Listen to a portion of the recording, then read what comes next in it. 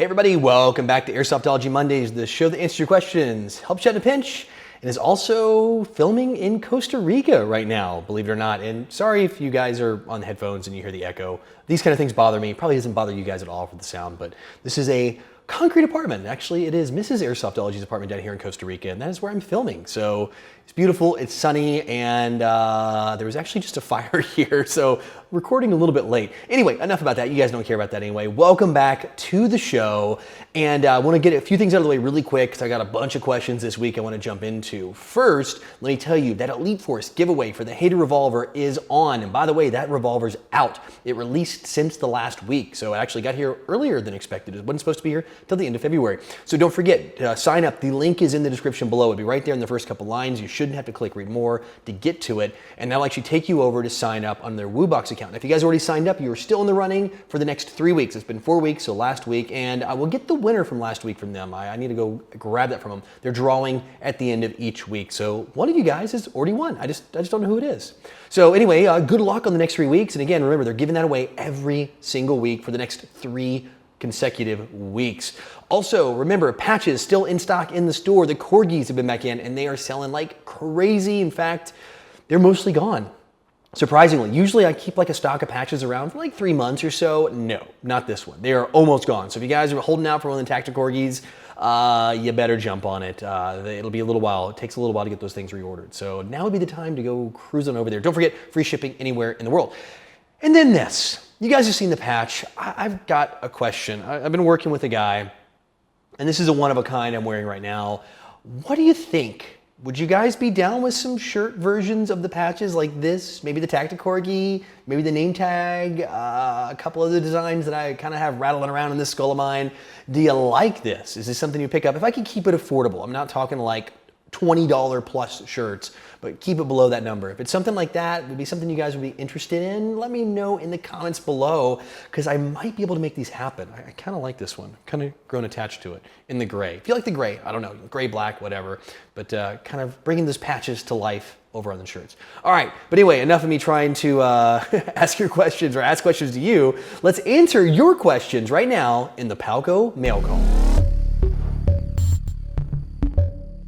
Michael Carpenter writes, what happened to Lancer Tactical at SHOT Show? Monday video idea, question mark? All right, so if you guys have been following the news in, believe it or not, the firearm industry, this was on soldiersystems.net. Actually, it's a big firearms blog I watch pretty much every single day to look for firearms and shooting news. I'm kind of into shooting myself. Well, this one scrolled across the old feed a few days earlier, and it was big news talking about Revision, the actual company that does eye protection.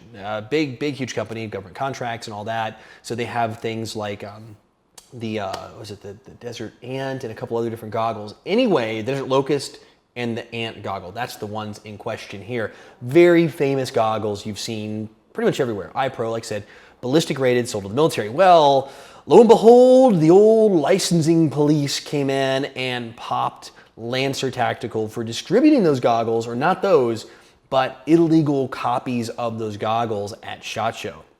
And it's kind of a big thing. I mean, you guys know Lancer, they're an airsoft brand. They do a lot of really good soft goods out there, affordably for the budget-minded player. They've got into the airsoft guns. I think I forget who makes their lower-end guns, but their higher-end ones are made by Lonex.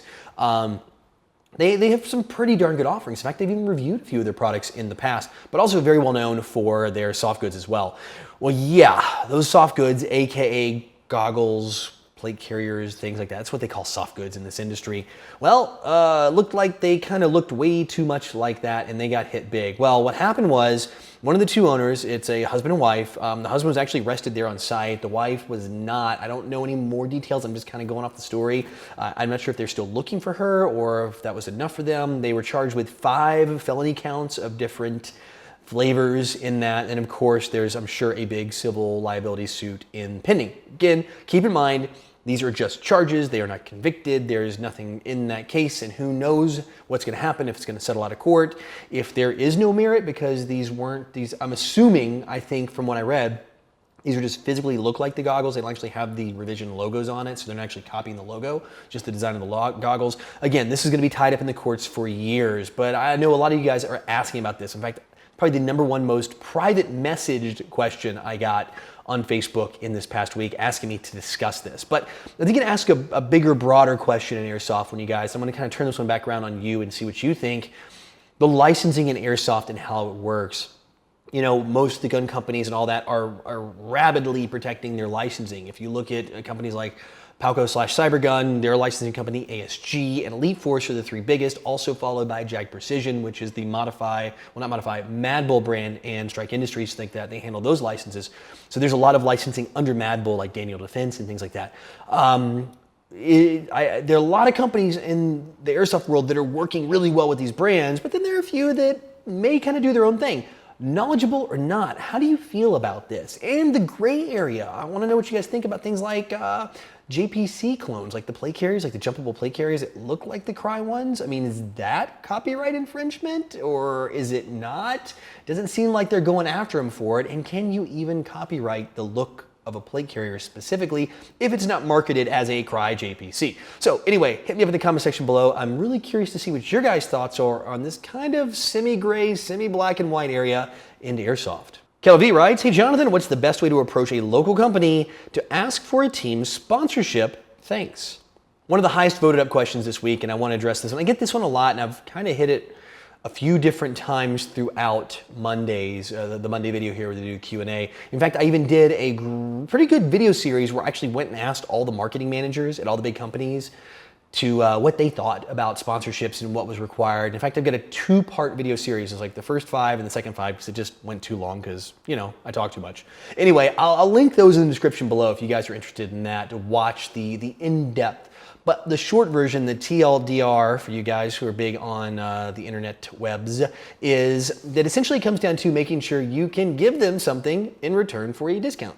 That's what it comes down to, ultimately. So, is it constantly putting up a big pop-up banner at every game you go to that has their brand on it, so they're always shown even when they can't be there, which could help out a lot considering that, you know, they cost money to bring staff out to these events. So if you can go in place of them, that might be worthwhile.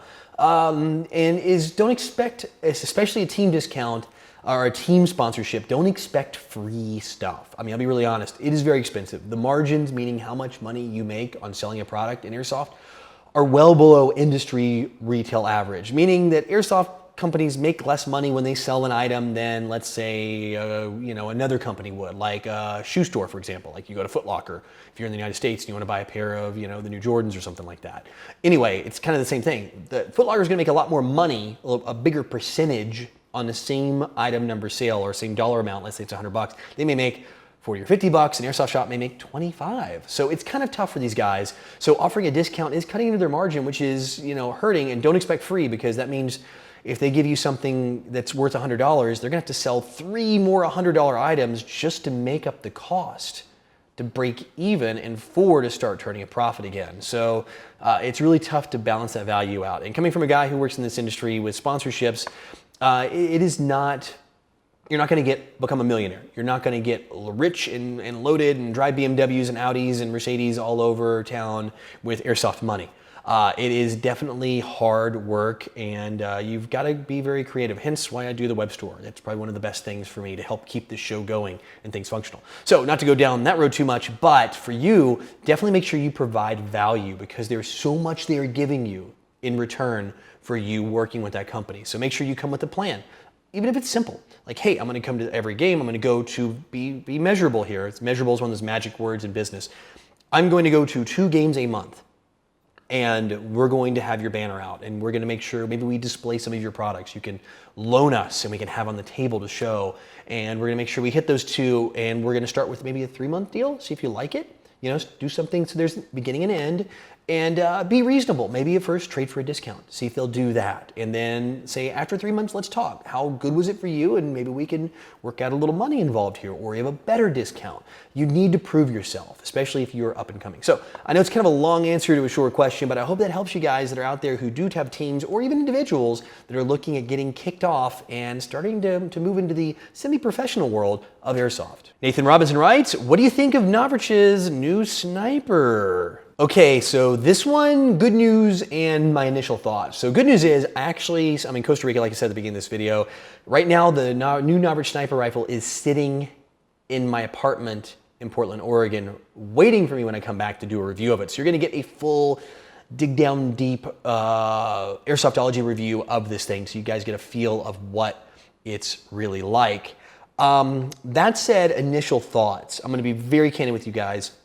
I know it is made by Modify. I mean, I think everybody's figured that one out, and I'm really curious to see what the differences are, because apparently there are quite a few differences between the Modify, was it SSG24, SST, SSG, I'm going off memory real quick, what the actual model number is, versus the Novritsch, was it Mod 24 rifle? I'm trying to remember the exact names. Anyway, from the actual Modify in that, there is apparently a lot of internal issues. And I'm going to do for you guys, I know normally I don't really do this in my videos, I'm gonna do an entire teardown and show you guys the internals, because I think there's some great videos out there I've seen of the Modify rifle reviewed, and I don't have one of those, and I may try to get a hold of one of those as well to kind of do a comparison side by side. But if I can't, I'll reference some good videos I found online, but I will also show you what is under the hood, because I think that's more important here than just the simple, because I mean, it's gonna come down to durability, what's reinforced under the hood, all those things. And I know I'm being vague, so you're going, what do you think of it? Well, I don't know what to think because I haven't reviewed it yet.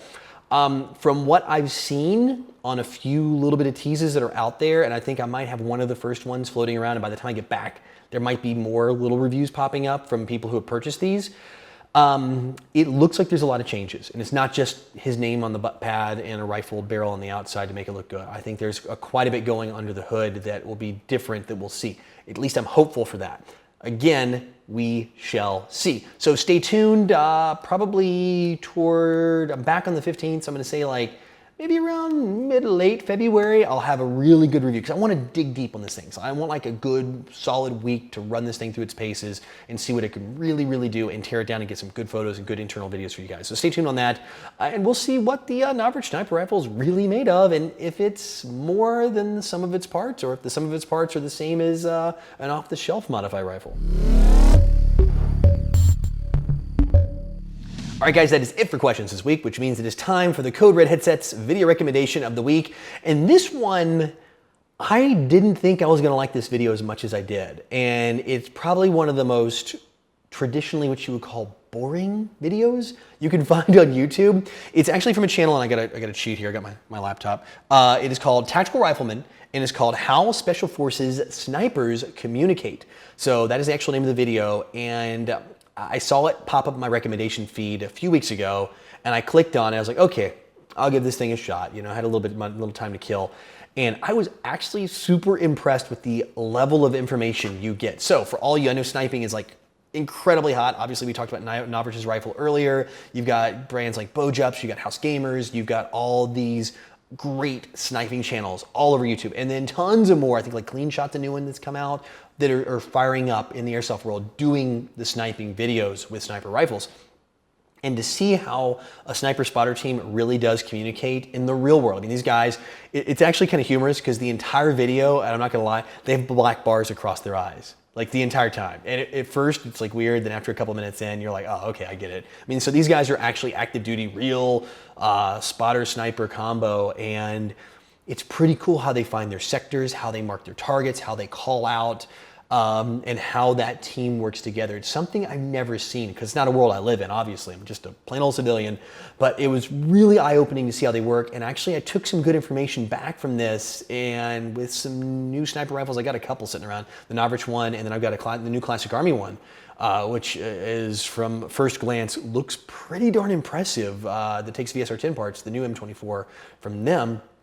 That I'm going to take some of this information and run with it. So if you guys are interested in airsoft sniping, this would be a great video to watch. I mean, like I said, it's not flash, bang, boom explosions, but there's a lot of good meat in this one that I took away, and I've shown it to a few other people, and they got a lot of information too.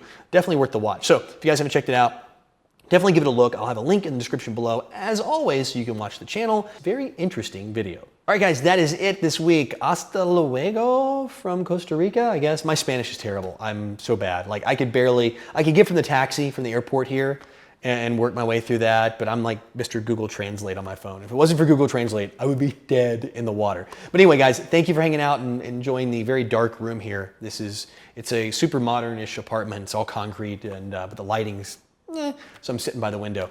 But yeah, thanks again for hanging out this week. And as always, guys, your questions, put them below in the comment section and vote up your favorites. I do read them all though, every week. When it comes down, I go through every single question from the previous week and look through all those. So be persistent. It's not always the one that's voted up the most. It's just good questions and what matters. So if you didn't get answered this week, keep putting it down there every single week. I do pay attention to the names and see those. My memory isn't that bad just yet. I still got a little bit left up there. So guys, until next week, go out, play some Airsoft, have some fun. But no matter what you do, go to Costa Rica and call your freaking hits.